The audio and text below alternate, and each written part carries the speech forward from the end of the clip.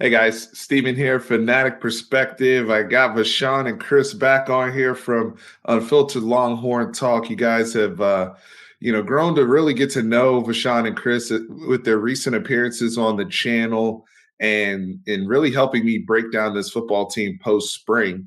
Today, we're coming at you guys with some recruiting talk, as well as just some. I had to get Chris and Vashawn's thoughts on the upcoming schedules as well for 2023 and 2024 as we go in the SEC. But we are going to hammer on some recruiting today with a massive weekend for Texas with a bunch of official visits happening on the 40 acres. Vashawn, how we doing, brother? Man, doing good, Steve. Man, appreciate you bringing us back on, man. You know, saying it's been looking forward to getting back on, man. Talking some ball and just talking about the things that's going on with the Longhorns lately. Yeah, Absolutely. Chris, what's going on, man? How we doing? man, I am doing great, bro. I don't know, just having I miss football so much. I miss us talking ball. It's just anything you get, whether it's recruiting, anything. It's a bonus. This is they say this is kind of the dead period, or it's not the dead period, but I mean, we're picking up in recruiting. There's not a whole lot going on that we're getting, but I mean, this is really this is a big time, great time to be This a is a Longhorn. We just got to put it on the field. it's a huge time right now because the thing about college football is a lot of the work that is being done right now and the significance of this weekend, it doesn't really get shown years from now, right? In terms of all the relationships that are being built, trying to overcome some of those battles, some big battles that we have going on between Texas A&M, between OU, between LSU as we go in the SEC. Mississippi State kids coming here this weekend, so a lot of battles that are we're locked in on right now that we may not see in terms of significance for the 2023 season, but these are foundational things of how we will keep our roster afloat, especially going in the SEC. So very critical for us to discuss. I do want to give a quick shout out to our video sponsor today. So grateful for them. Want to give a shout out to Aura. Aura.com/fanatic. I got a QR code here for a 14-day free trial. Guys, Aura is the number one digital security platform and number one credit monitoring, web monitoring security software that you can ask for right now on the market, especially for you and your family. Those of you who have, whether it's you and your spouse or children in the home, device management. Listen, Or is a 24/7 customer support platform, white glove service. They offer antivirus services, VPN, every single thing you need to make sure you combat identity theft, any type of fraud. Or is an amazing platform with a whole bunch of bevy of services, quite frankly, under one suite. And the great thing is you can try it out for 14 days, a 14-day free trial by hitting that QR code that I have there on screen and checking out these services, right? Checking out what it means to actually have credit monitoring and fraud prevention and some of these services that help protect your devices, and getting proper alerts as attackers are out there. I'm very passionate about cybersecurity and very glad to be partnered up with Aura. And as for our second sponsor, we also want to give a shout out to Last Stand Hats. I'm actually rocking Last Stand Hats right now. Shout out to our Last Stand Hats family. LastStandHats.com/fanatic. Guys, hit that promo code Fanatic10. Fanatic10 gets you 10% off at checkout. Right now, we're looking for ambassadors, so student athletes that are looking for, trying to get entry into exposure with NIL. Great company like Last Stand Hats. We will have more athletes coming up this season, but the apparel game is popping. We have new designs coming out, new hats, new golf polos, new T-shirts, different schools, more schools coming on board. So it's not just Texas football, but a lot of schools across Texas. Some of you may be alum to like a Tarleton State or a TCU or what have you, and you want to get some merch. Check out laststandhats.com/fanatic. Use that promo code Fanatic10.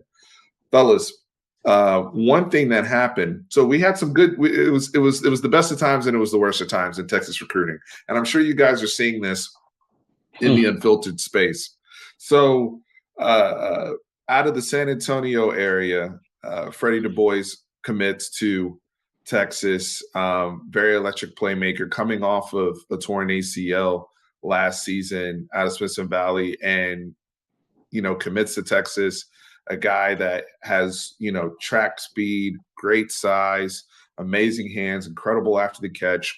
Just an all-around amazing receiver prospect. Commits to Texas, getting our class up to 5, and we're starting to kind of get that momentum as we will have a need for playmakers with what we probably expect to lose coming out of this season. So we get some great news there, right? Freddie's on board. Woohoo! We're all gung ho about it. And obviously the big name and probably the marquee name from a receiver standpoint in the state of Texas for 2024, Micah Hudson. There's been some back and forth, right? And there's some leaks and rumors that he has a silent, to Texas Tech. We know Texas Tech has been kind of at the forefront of that recruiting battle and leading it. And Micah canceled his official visit, so he will not be a part of this weekend.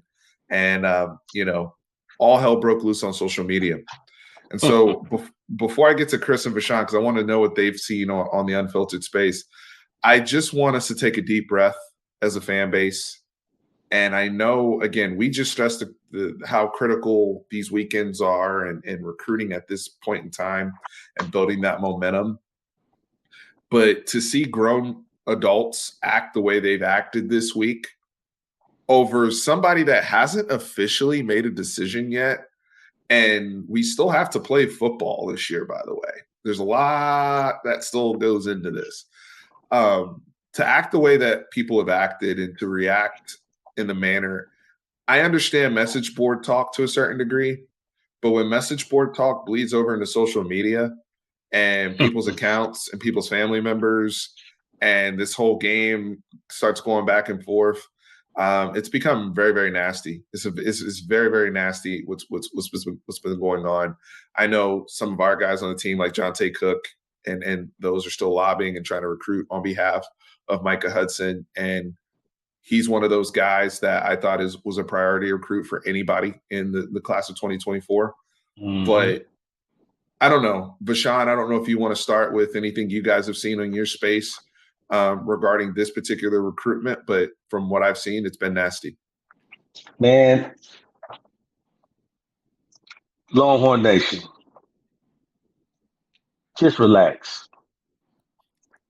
It's early in the recruiting season. Recruiting, if you guys follow recruiting, it goes up and down.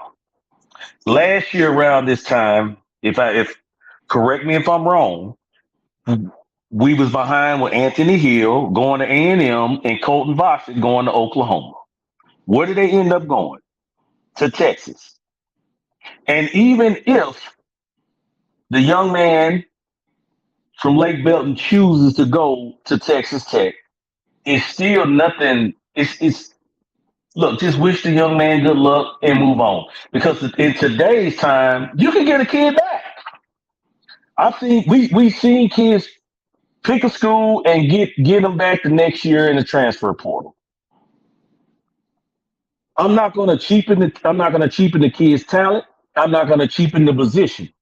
But then we just pick up key requisitions in the portal. A.D. Mitchell, Dot Mitchell, Nayor. So it's not like you can't get another guy to replace the kid. And the kid is super talented. Don't get me wrong when I'm not saying, because the kid is very talented. I like him, and I wish he would sign with Texas. But my point is this.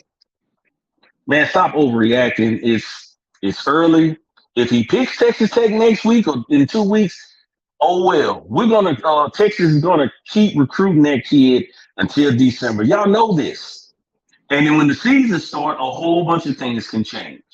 It can change for the better for Texas. It can change for the worse. Because if we mess around and we go 10-2, 11-1, it's going to change a bunch of kids' minds that wasn't thinking about Texas. Because everybody's been waiting to see Texas turn it back around. So, hey, man, y'all just relax, man. Let the kid enjoy his time. He's being recruited. He's enjoying. Matter of fact, if y'all look at his social media, he didn't talk a lot at first, Steve, but now he seems to enjoy trolling Texas fans. making fun of him. I seen him put him on Texas profile pic. And that's because you guys are buying into it. So anyway, hey man, let the kid have his day, enjoy his time. If y'all was in that position, you would probably be doing the same thing. And hey, hats off to Joey McGuire. If Joey McGuire get him, hey, the man can recruit. I don't know if you guys know who Joey McGuire is, but he's a high school Texas legend in Texas high school football. Those just only follow Texas. Pay attention to your surroundings. Look around the state. This guy, when Texas Tech hired him, well, Baylor Baylor was the first one to get him on staff, and he was doing his thing. So, man, one thing about Joey McGuire, he can recruit, and that's what he's doing. And guess what? I think they got one of Hudson's coaches on staff. Chris, is that correct? One of his coaches, and his daddy played at Texas Tech. He's a legacy. So it's a lot of things. Yeah, it's a lot of things Texas Tech has going for them. Besides, and I see. Hey, trust me, man, Steve. I see all the stuff on Unfiltered and other sites, man. Oh, Tech suck and this and that. How could he pick? This and that. And good luck to you. Want to lose? Hey, that's all fine and dandy. But what if he come back to Texas? What are you gonna say then? What if he pick Texas and come back to Texas? What are you gonna say then? You're gonna be looking with some egg on your face. That's all I'm saying, man. Just chill, relax. It's recruited, and if we don't get him, we'll get another kid. I like that kid out of St. Louis, by the way. And I heard we're looking good for him. Other than that, that's all I got. Sid, what you got, brother?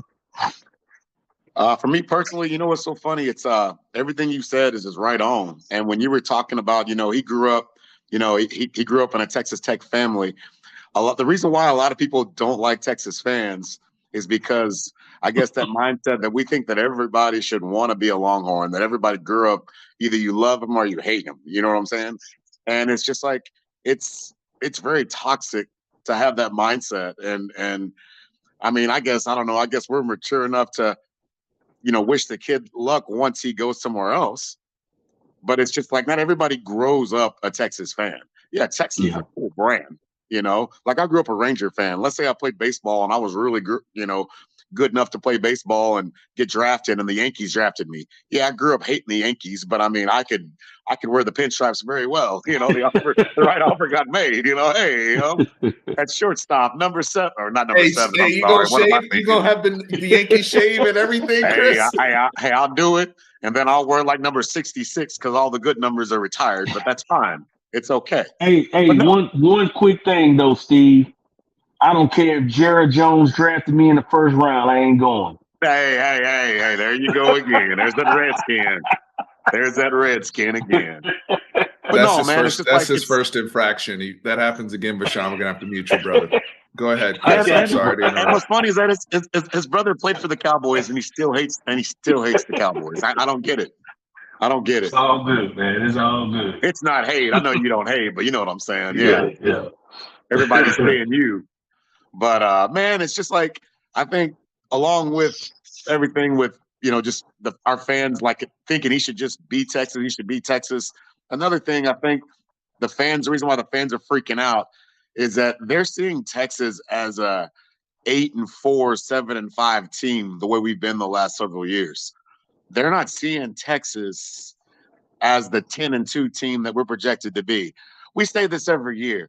And honestly, our mindset, and I've talked to you brothers both offline, and all three of our mindset is, we believe what we believe how the season's going to go, but it's also show me, And I think the reason why the fans are freaking out is because they haven't seen Texas as a 10-win season in years. So they don't know what that looked like. These kids don't know what that looked like. This looks a whole lot different. You know what I'm saying?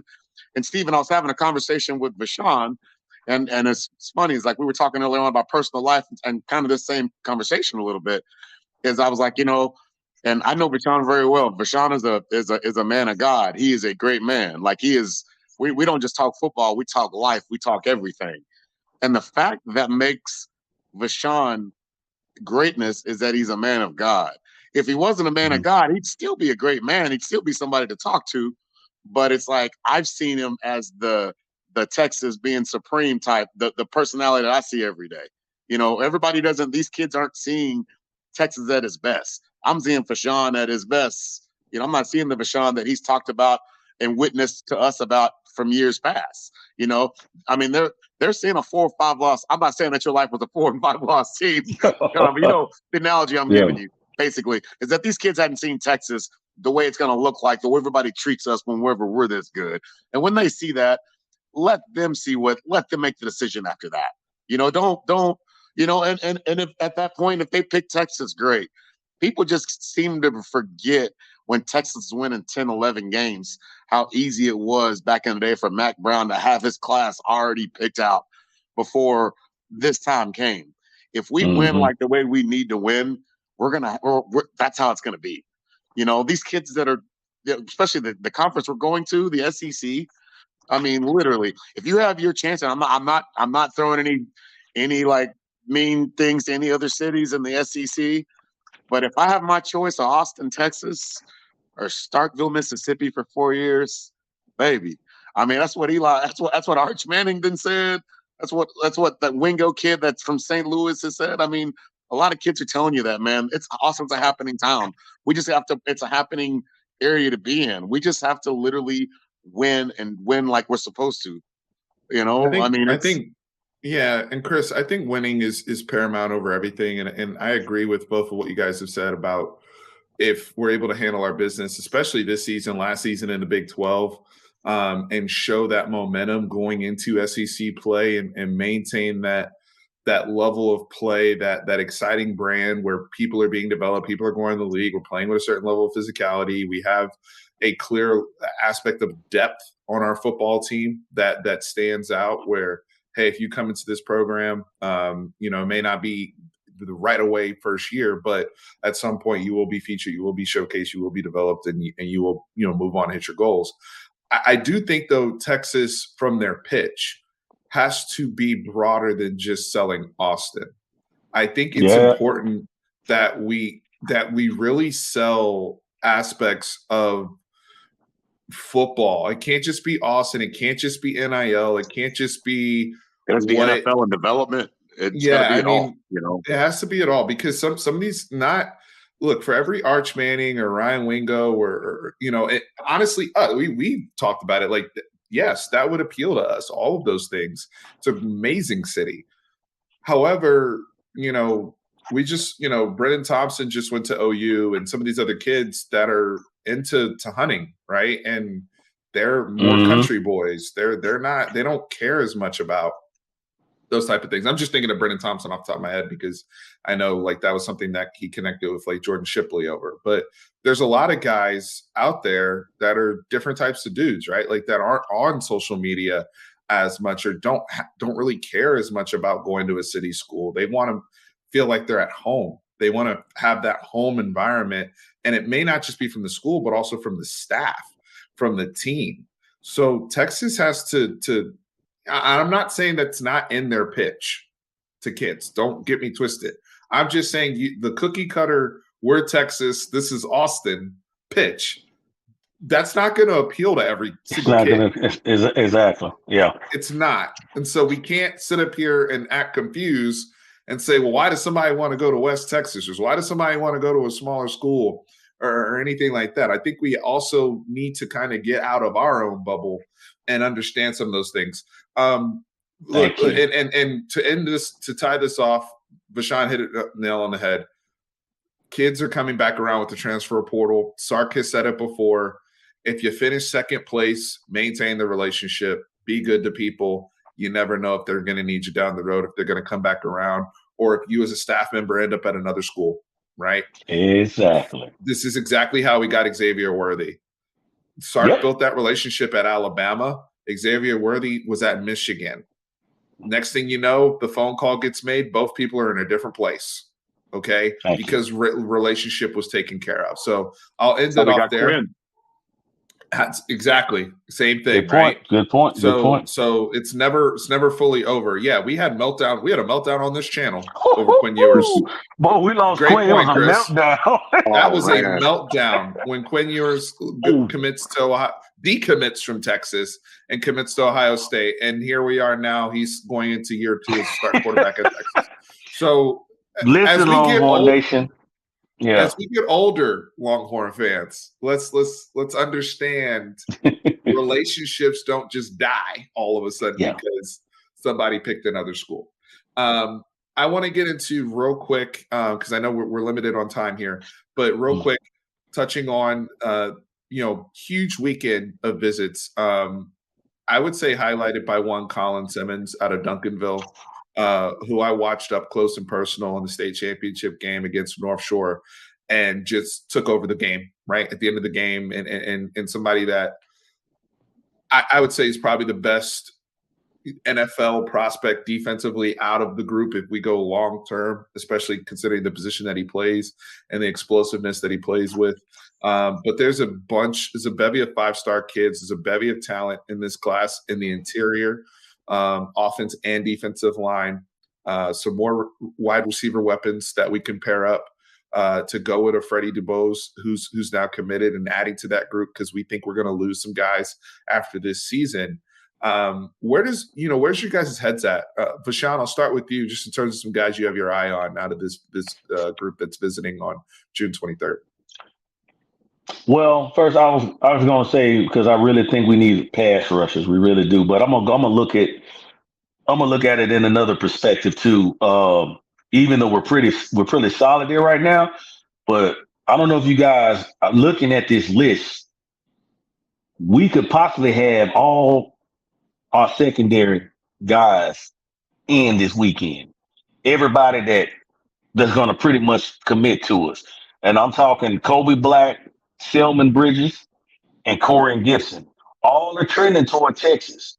Man, that's another solid class stacked on top of the last class, on top of the last class. See, that's how you become DBU again, guys.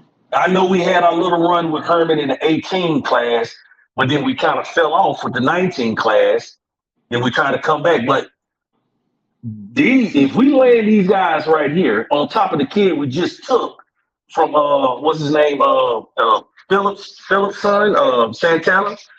Man, he got a nice secondary. So yes, Santana. that's another. Yeah, Yeah, and I missed that off top. I know I was thinking offense with Freddie, but Santana Wilson, huge recruitment. His father was an amazing NFL player, by the way, for those who don't know. And was an absolute baller, mostly for the Arizona Cardinals, and somebody who I used to trade for in Madden all the time. So it's kind of hitting. I'm big, just sidebar. I'm big, especially with DBs. I am big on second gen people. I am big on dudes. I mean, we've seen it now with PS2, who's now gone on to the NFL, and some of the things he's done. I mean, you see it with Asante Samuel's kid. I mean, we can go down the list of guys who their sons, the training, the technique, the footwork, the awareness, all those things come into play. And I know Adrian Wilson was a safety and Santana's a corner, but DB's DB, footwork's footwork. And Terrence Brooks, brother. Terrence Brooks, great, already on our team, right? Yeah. So no, great point, Vashawn. I'm glad you brought up Santana. Can I say something real quick about Freddie DuBose? I just want to get a young man props, man. You know, his mom's from Beaumont. You know, Miss Tangela, how you doing? Man, the kid, you know, coming out of sophomore year, he was on the radar, 24 catches, 400 yards. He was a field stretcher. He was fast. He ran track, and then he tore his knee up. Schools backed off of him. Man, this kid went out and rehabbed his butt off. A lot of kids, man, don't do that in high school. That tell you the kind of mindset this kid has and work ethic, man. I don't know if you guys understand that. You know, some kids just lay it down and whatever the case. A lot of schools backed off, but I appreciate Texas staying on this kid because the kid ran a 48-second. You know, he tore his knee up at the beginning of the football season during track season. He goes out there and run a 48-second 400. That's not easy to do. Yeah. You know, so. You know, shout out to him, man, for sticking with his rehab, getting back. And Texas, let me tell y'all something, you know, don't just look at recruiting rankings right now. Because, yeah, of course he's going to slip. He missed this junior year. But this kid could end up being a diamond in the rough. So, you know, Texas is looking at this guy as a dual threat athlete. I mean, for a two-sport athlete, He runs track and he plays football. So we know he has the athleticism and the coordination. And I think he's a long jumper too. So this kid got explosiveness, man. You look at those type of things; those things translate to football. And I love where Texas has been going lately with Jelani McDonald and quite a few other guys. They're looking at pure athletes. That's when Texas back in the heyday. That's when we was winning in the 2000s. Man, we had a bunch of dual sport, dual threat guys in the secondary and all over the field. That's the guys that translate, and that's what gets you in a winning program. I just want to add that, man. Y'all good. No, appreciate it, Bashan. Chris, Yeah. This group coming in, same question to you. Who do you have your eyes on, and where do you think we can fill some needs? It's so weird that, for us to be able to like talk about needs and not have like it go to the offensive line, being a Texas fan. Yeah, it's weird. Especially if you look at our last decade. And it's so weird, just like, obviously for me, defensive line. Colin Simmons is a must get, like Vashawn said. Like that dude is he's my number one guy. But personally, I think one position we probably need to get caught up on pretty much is that defensive line, and that's that interior defensive line. And I think Terrence Hebler, the Mississippi State verbal, is going to be there, and Don McKinley is going to be there. It's massive names that are going to be there. Yeah, massive needs. But it feels January so good. Too. Yeah, January too. January. And just because his parents had season tickets and he's grew up a Texas fan, don't mean we've got to treat him like he's like we don't know him. Like we need to treat him like, come on, man. Like it's he needs to get the red carpet like everybody else does. Hey, Chris, somehow, go ahead. It's funny you say that. You just triggered a thought. With you saying that, I've heard guys that are local or they have ties to Texas sometimes say, "I wish I got more of that out of state love." Yeah, I wish I got more. Do you know what I'm saying? Like right. It's a different type of like. Oh, there's this guy from Florida who's the whatever, and like we go out of our way for that guy, but then we not that we mistreat or turn a blind eye to the other guy, but it's I've heard people use the term we want more of that out of state love, and I know what that means. You triggered that thought for me, but go ahead, brother. Yeah, that's it. Basically, just we got to keep recruiting him. Because that's if we get him, that could get Simmons, But ultimately, like I said earlier on, man, if we don't win, if Texas this is the year where you can't go 8-4, like you were good last year. It was kind of a rebuild after the 5-7. And you had to get your lines on both sides rebuilt, and I think they did. They got a couple of guys drafted on the defensive line. I think the same thing's going to happen this year too, and maybe on the offensive line with Jones. But man, you can't go 8-4. If you go 8-4, 7-5 right now, everybody's talking about Micah Hudson freaking out. Like it's going to be more than Micah Hudson. So we just got to take care of our business. Literally, for me, the floor is 9-3. It's just and I know people are like, if Texas goes 9-3, it's going to be an uproar. If you lose to Alabama, Lord knows how the 9-3 looks. But literally though, man, like if we just do what we need to do, get to the Big 12 tournament or get to the Big 12 championship. Texas fans, these young kids, like I said, haven't seen Texas like that. They don't know what ESPN is talking about Texas, what the national media talking about Texas. They don't know what that's like. With Texas being good, they're only seeing the Texas, the 7-5, the 8-4. They're seeing for me at my age, the late 80s Texas, like we were talking about on our previous videos, the late 80s, early 90s Texas. Where you had the Shock the Nation tour, and I guess for us that's 2006 or the 2018, the Sugar Bowl team. But other than that, Texas back then wasn't very good until Ricky Williams and some of the guys came on. That's kind of what we're seeing now. Bijan and came through, showed you be a first round pick again, get drafted in the top 10 at Texas. So, which, like I said, it's show me 23. It's been show me every year. But I think this year these guys are ready to cash on those checks, man. I'm drinking that Kool-Aid, baby. Just saying. So and guys, as we get to the little change in topic here, make sure you hit that subscribe button. Like, we're over here just passionate fans talking ball, and very excited about this recruiting weekend and some of the tidbits we get to hear from the insiders that will be there covering all that transpires this weekend. We know how big last year's weekend was, and what came of that, and what made kind of some of the names that Vashawn mentioned before that ended up turning around some of their recruitments and taking a lead. But to Chris's point about this season, I think that's where I'll kind of turn and we'll finish this conversation regarding our present and future schedules. Because I agree with you, Chris. 8-4, even 9-3, you better have a story. Like somebody must have gotten hurt. Like, I'm serious. Yeah. Like, you're still in the Big 12 championship game. You didn't, that's your floor. There needs, yes, because I mean, this is a team like Vegas has them at 9.5. That's a high number. 9.5 is like, hey, we think you're in the conference championship game. OU's it's us at 9.5. OU's at 9.5.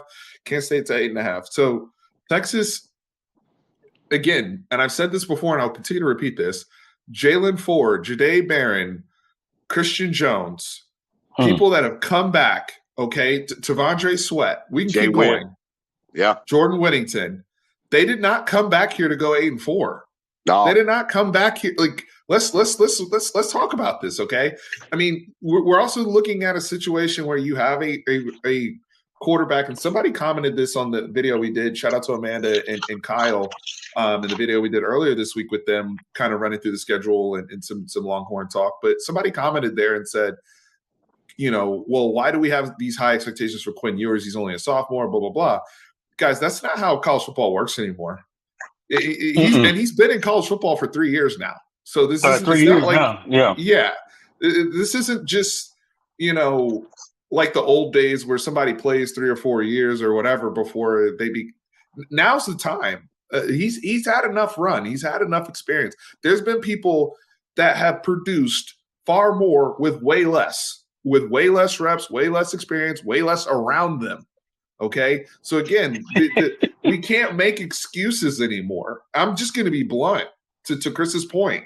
And from a recruiting standpoint, the names we're talking about, these are the guys we're going to need, quite frankly, especially some of those big guys that Chris mentioned, to give us the ammunition to survive in the SEC.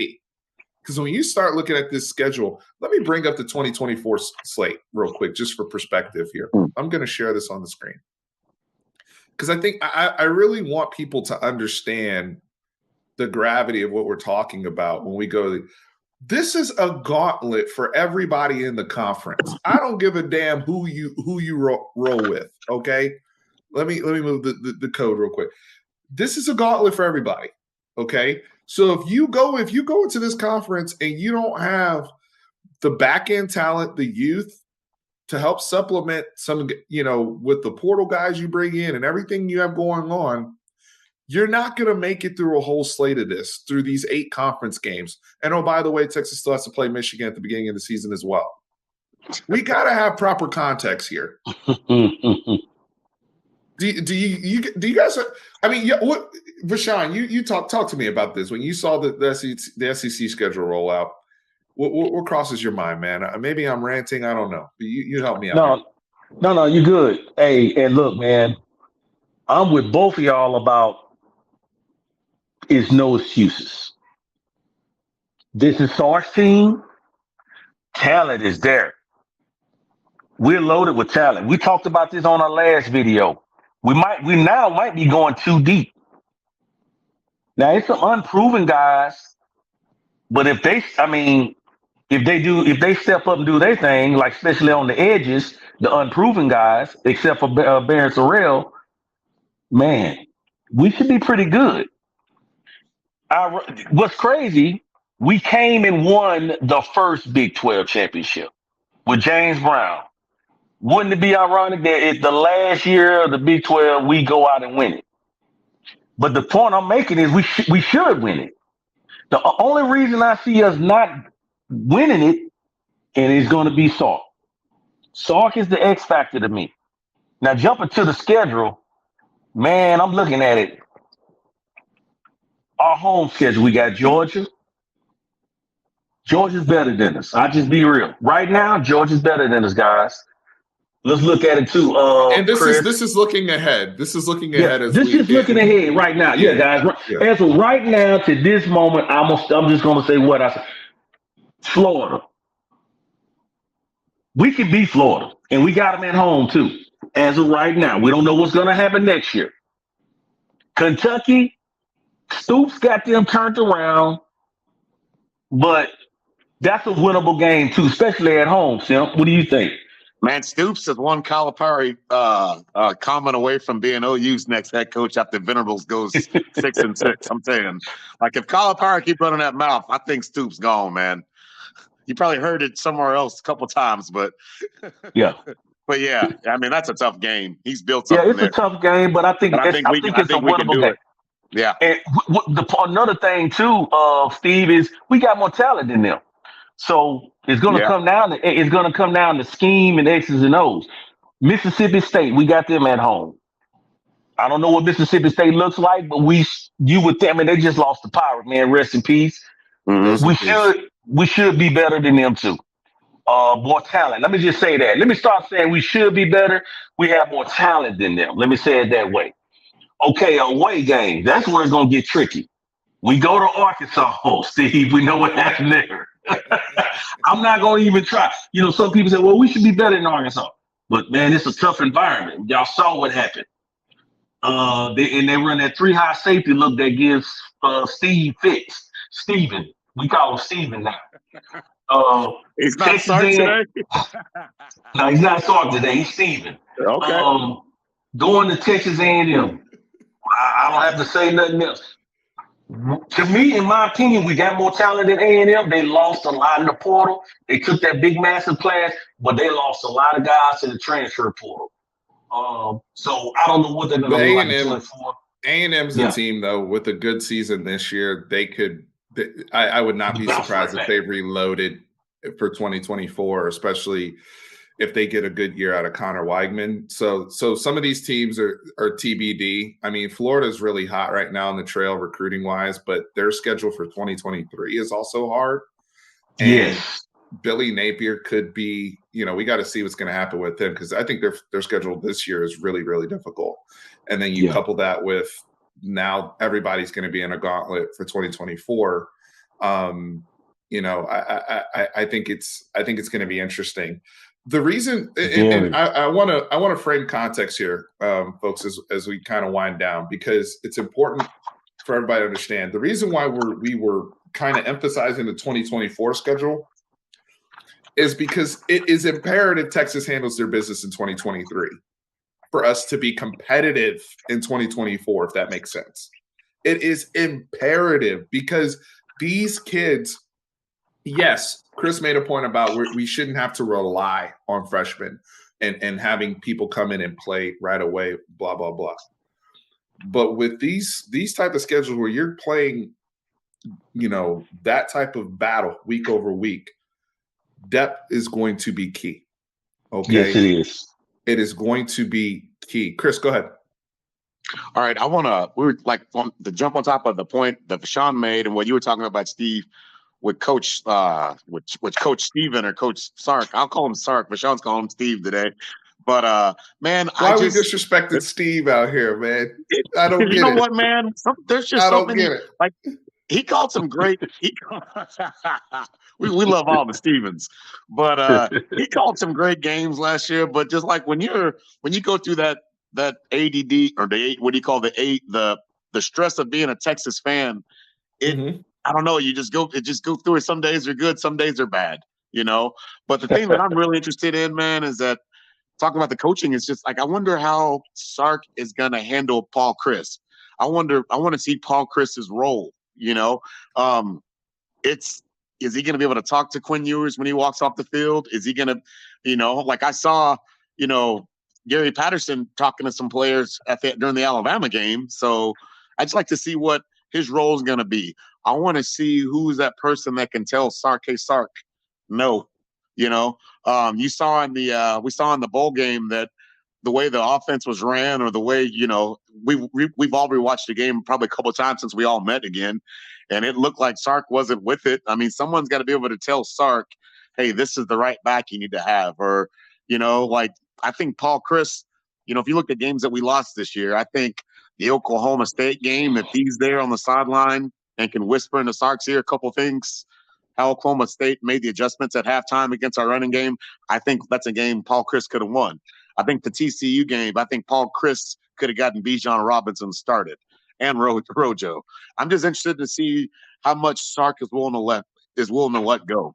This is someone, we brought in GP for Coach PK and, and this, that, the other, but it was just like, they brought somebody in for Sark because Sark needed this. We're one offensive. I always thought we were always one offensive coach away from being where we needed to be. It would be great if that person was a play caller and Sark would just come out and just, let somebody run his system.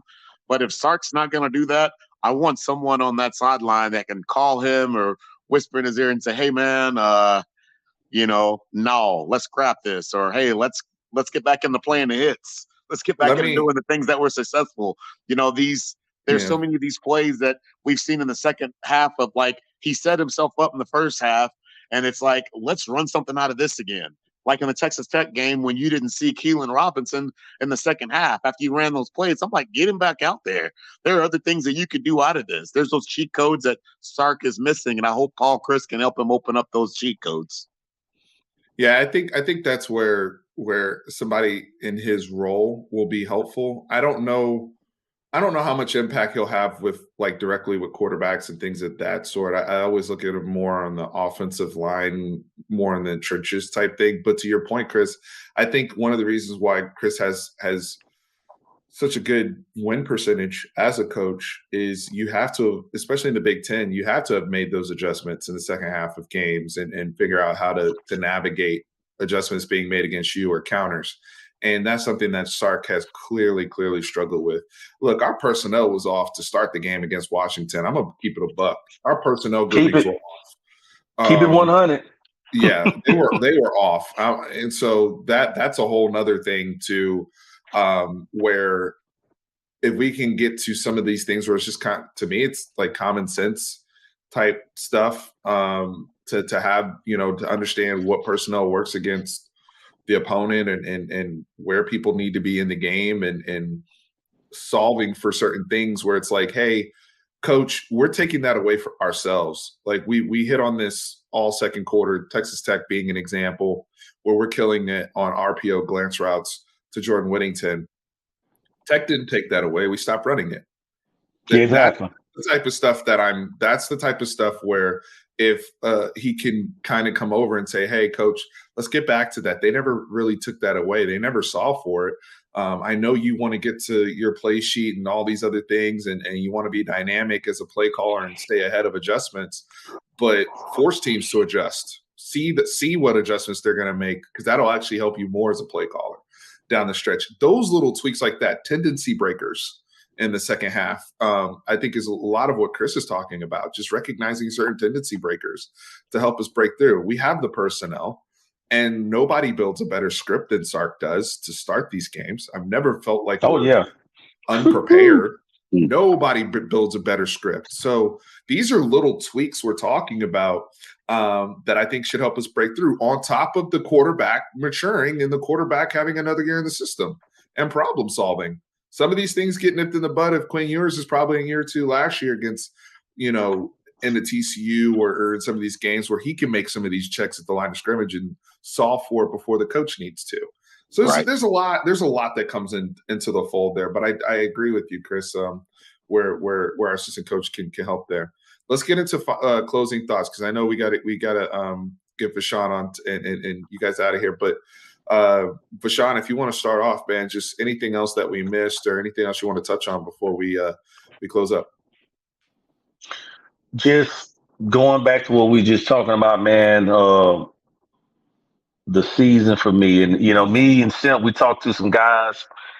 Shout out to Geo Kool-Aid Master, Chris Simpkins, Chris Gold, Cristobal, Cash Money Sparks, and Slick Victor Santiago. We talk ball with him, but one of the things we always talk about, Leon. Don't forget about and Leon. Leon, yeah, for sure, for sure. One thing we always talking about, man, is the chess match in the game. That's what Salt got to get better at, and I agree with Simp on those. And we didn't get a chance to talk about that, but those hiring of those assistants, I think they're home run hires. I think that's some Saban stuff. Saban do that. He put coaches on his staff, former head coaches, only to help him get better, to see things that he cannot see. And again, guys, looking at it, Steve, we're probably better, have more talent than 11 out of the 12 opponents we played this year, maybe 12 out of 12. I mean, because Alabama is hurting their quarterback right now. If something goes wrong this year, and I'm gonna really be looking more toward the coach, you know what I'm saying? Because, like I say, the talent is there. But just a real closing thought. I think a lot of the heavy hitters are coming in this weekend. We might see one or two recruits commit, but who knows? But like I say, guys, Longhorn Nation, just relax, man. This is part of the thing. One of the things I like Texas is doing too, Steve, is they're being selective who they're picking. They're not just star chasing. I was looking at the offers, and I'm like, this is a little different than Tom Herman. Tom Herman would take the top 5 guys out of every position. Okay, I'm gonna get the top 5 guys here, the top 5 guys there, top 5 guys at cornerback, top 5 guys. Okay, we don't get them. Okay, now let's drop down a tier. Let's go for these next. These guys are picking right off the bat, are offering 3-star, low 4-star guys. So what that tells me, Steve, is they're evaluating. They're evaluating these guys, and they're trusting their evaluations over 247 on 3 or rivals rankings. And I love it. Man, if your eyes, trust your eyes. If you see a guy that you want, go get him. Of course, we're going to offer 5-star guys. Like a guy like Simmons is a can't miss kid. You know what I mean? Right. Can't miss. Terry Kobe Black, Yeah, exactly. These guys, of course, everybody wants them. But then if you go down and look at some other guys that they're after, look at those rankings. These are not guys that, oh, well, we just want to keep them warm until these 5-stars say no, that we're giving guys right now that's lower ranked, we're giving them committable offers. And I love it. Other than that, man, that's all I got. I really do expect a pretty good season. I took a little bit of sip, not much sip, but I took a little bit of sip. Hopefully, you know what I'm saying, I don't get burned for it, because, like I said, I kind of got numb to it. Oh, and by the way, 2018 Simp was the last 10-win season, but it took us the bowl game to get there. And I remember that year. Y'all remember when Jalen Milroe committed to us in 19 after the 18, after the Sugar Bowl? Man, we had a massive recruiting. I'm talking about it was like 2 recruits every week after that, after Milroe recruited. And then we lost the momentum. So recruiting just goes up and down. We just got to keep winning. Like Sim say, you keep winning, man, you'll have classes wrapped up early. But other than that, man, that's all I got, man. I'm looking for a big season this year. Amen, brother. Chris, what you got? I mean, just the whole narrative about us winning. Like I said, if we don't take care of our business there, I mean, we don't have a chance, you know.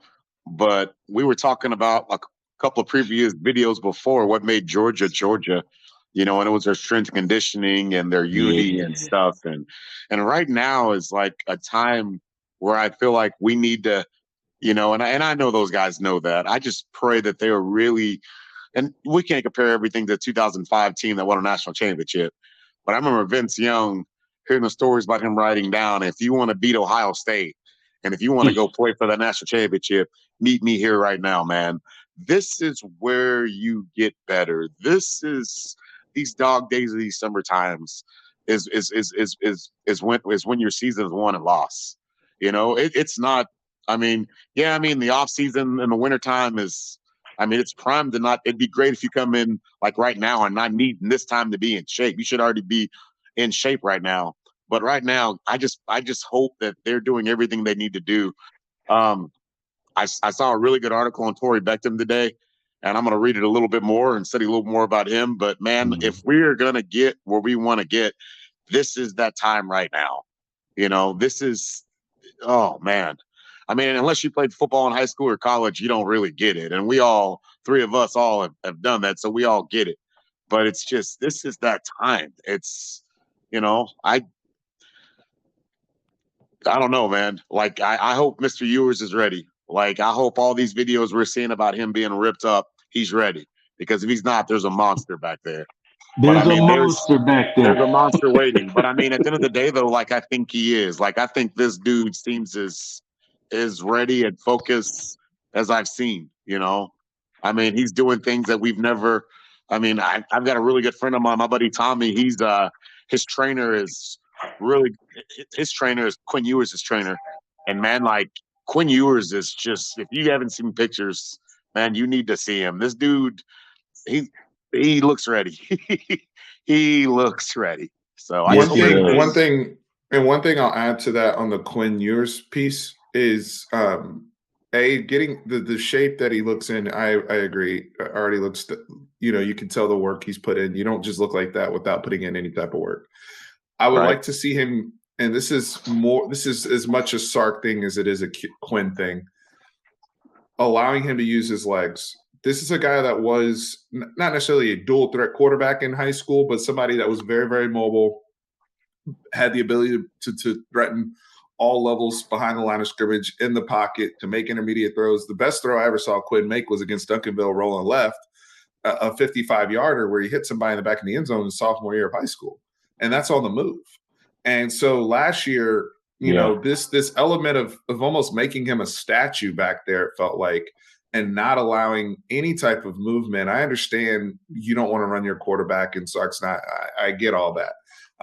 But we don't want robots back there. And this game, especially at the NFL level, you see it no better than Patrick Mahomes. You have to be able to move as a QB. You have to be able to pick up those 3rd and 3s, those 3rd and 4s, and just say, you know what, screw it, I'm going to get those with my legs and get down, right? Those are the things that just kill defenses now. And so Quinn, I mean, there's one play against Oklahoma State. We got called for a freaking dumb penalty, but he takes off for like 50 yards. It's there. He can do some of those things. Don't neuter the guy to where he can't do, you're taking away half of his game. And like we kind of did with Hudson Card for a big piece of his Texas career as well. Even I want to add to that too. On top of that, sorry to interrupt, man, but on top of that, I was thinking, me and Bashan were talking about this the other day too. Man, it just seems like, I don't know, it's just pocket presence. Like we had all those, he had it, and me and you talked about this the other day too. He had a lot of predetermined reads. I want to know. I mean, besides physical, I want to know where he knows where everybody is on the field. There was a time in the middle of the year where he did not look. He looked lost. It looked like those rumors that Sark were calling all the plays and telling him where to go. It looked like that was the case. I just hope he's literally studying his film, studying his tape. He knows where everybody on the field, what their responsibility is. I'm sorry to interrupt like that. Yeah. And we got to wrap because we're running long. But I will say that he's a freshman and he was new to the system. Mm-hmm. He was only there for a few months in terms of running. And I say this all the time. That's a AP level offense. It's not the type of offense that a lot of people run in college where you can kind of digest it and understand most of it. Sark's offense is it's not Lincoln Riley's offense. It's not. Easy offense. Yeah, one read. Never mind. I'm gonna leave that alone. Okay. But a year in with games, with time, with the whole offseason. Yeah, I'm with Chris now. I'm willing to give him a pass for being a freshman, for transferring, loss of time, and you lost time to injury. Let's also remember that he lost significant time to injury as well.